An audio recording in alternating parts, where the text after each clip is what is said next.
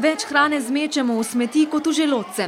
Ob takem prizoru je težko verjeti, da je lačnih res vsak dan več. Ponavadi se zbere pol kante odpadkov na dan. Kar ni veliko, povedo na osnovni šoli Kolezija, a hrane ne znamo več spoštovati. Zavržemo jo kar 3-krat preveč. Odpadke bi lahko zmanjšali, če bi kupovali živila, ki kljub pretečenim datumom minimalne trajnosti niso škodljiva za zdravje.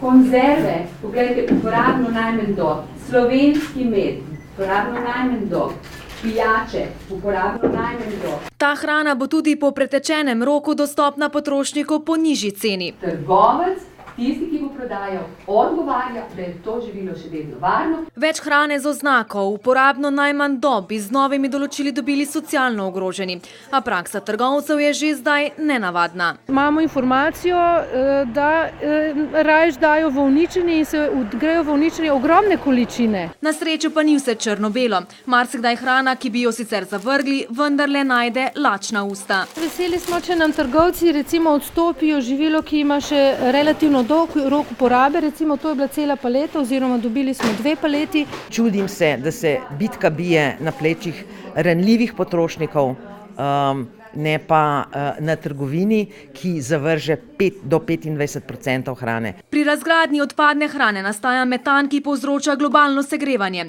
Hrana, ki konča v smeteh, kot je ta hlebec kruha, je tako nevarna za okolje.